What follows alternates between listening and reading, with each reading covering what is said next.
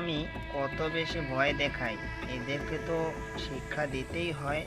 এই সুযোগে ভূত নিলয়ের রূপ ধারণ করে।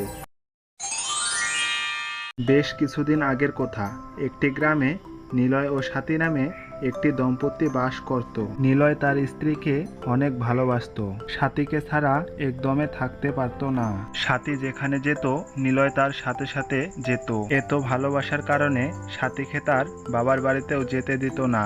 তারপর একদিন, শুনো, মা খবর পাঠিয়েছে আমাদের গ্রামে নাকি মেলা বসেছে। মেলা উপলক্ষে আমাদের আত্মীয় স্বজন সবাই একসাথে হবে, সবাই অনেক মজা করবে। মা আমাদের দুজনকে দাওয়াত করেছে। ঠিক আছে, আমরা ওখানে যাব, কিন্তু 3 দিন পরে। আমার দোকানে অনেক জরুরি কাজ আছে। মেলা তো কাল থেকে শুরু, আর এটা থাকে মাত্র 3 দিন। তাহলে 3 দিন পর গিয়ে কি হবে? আমার দোকানের কাজটা এত গুরুত্বপূর্ণ, ওটা না করলে বড় ক্ষতি হয়ে যাবে। কতদিন হলো মাকে দেখি না, মাকে দেখতে খুব মন চাচ্ছে। এটা বলে সাথী কাঁদতে শুরু করলো। তখন নিলয় বলতে লাগলো, আচ্ছা ঠিক আছে, তুমি কেঁদো না, তুমি মার কাছে চলে যাও। তবে একটা শর্ত আছে, মেলা শেষ হতেই তুমি বাড়ি ফিরে আসবে। আচ্ছা, তাড়াতাড়ি বাড়ি ফিরবো। তাড়াতাড়ি বাড়ি ফেরার শর্তে নিলয় সাথীকে তার মায়ের বাড়ি পাঠিয়ে দিল। কোনো রকম 3 দিন কেটে গেল। নিলয় দোকানের কাজ সেরে বাড়ি আসলো। সাথীদের গ্রামের মেলা তো শেষ হয়ে গেছে, ও নিশ্চয়ই বাড়ি ফিরেছে। এই বলে নিলয় বাড়ির ভিতরে প্রবেশ করলো, কিন্তু সেদিন সাথী বাড়িতে ফিরে আসেনি। সেদিন নিলয় সন্ধ্যা পর্যন্ত অপেক্ষা করলো। নিলয়ের তখন প্রচণ্ড রাগ হলো। সে সিদ্ধান্ত নিল তখনই সাথীর মায়ের বাড়ি যাবে এবং সাথীকে নিয়ে আসবে। এই ভেবে সে তার শ্বশুরবাড়ির উদ্দেশ্যে রওনা হলো। সাথীর মায়ের বাড়ি পৌঁছাতে সন্ধ্যা হয়ে গেল।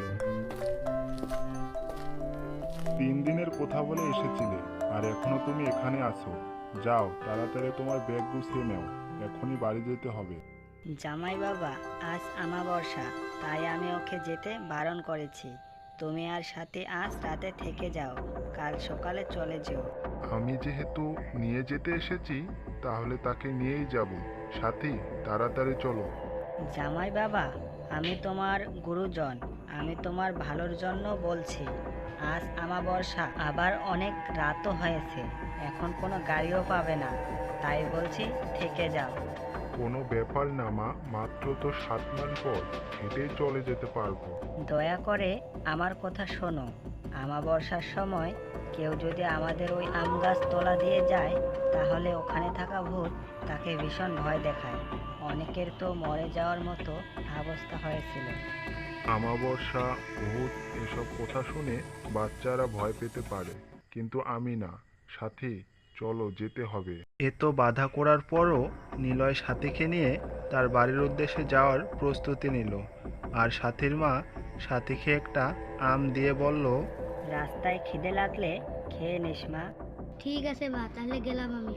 নিলয় এবং সাথী খুটখুটে অন্ধকারের মধ্যে চলতে লাগলো। তারা চলতে চলতে একটি জঙ্গলের মধ্য দিয়ে যেতে লাগলো, যে জঙ্গলের কথা সাথীর মা বলেছিল। আর সেই জঙ্গলেই একটি বড় আম গাছ ছিল।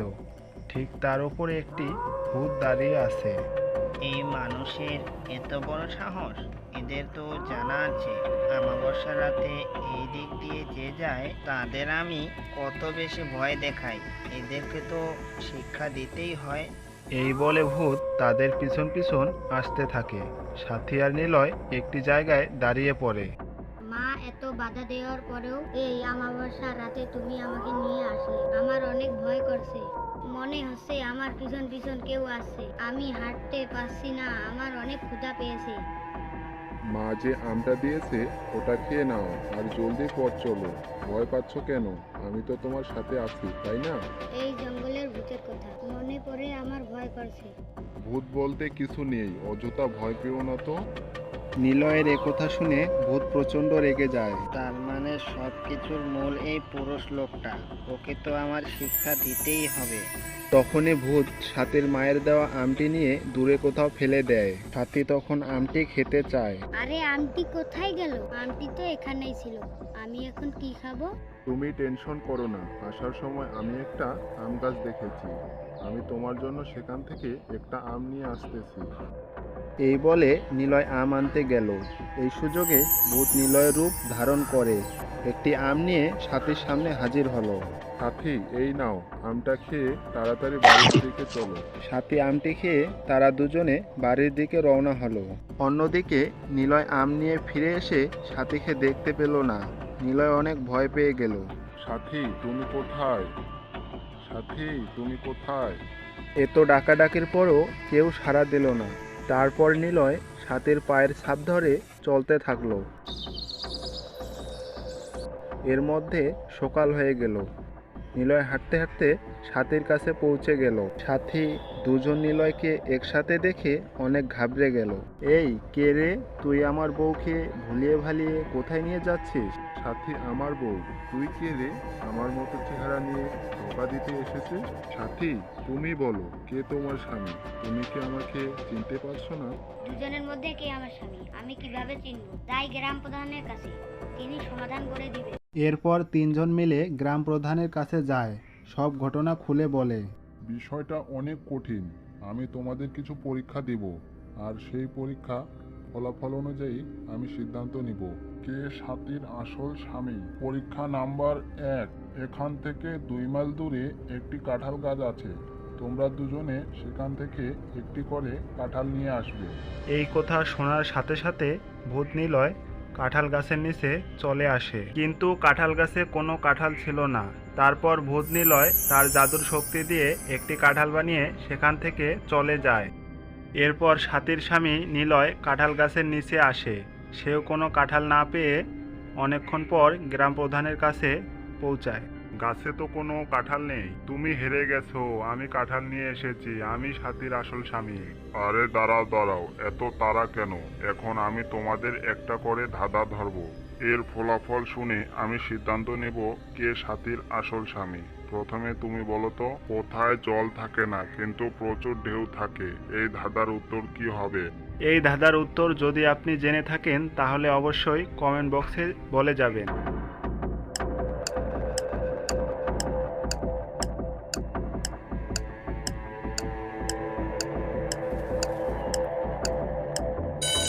এই ধাঁধার উত্তর হলো টিনের চাল, যেখানে প্রচুর ঢেউ থাকে কিন্তু জল থাকে না। এই ধাঁধার উত্তর ভূত নিলয় গ্রাম প্রধানকে দিয়ে দিল।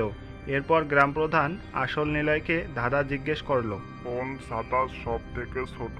আপনি কি বলতে পারবেন এই ধাঁধার উত্তর কি? যদি বলতে পারেন তাহলে কমেন্ট বক্সে লিখে যাবেন।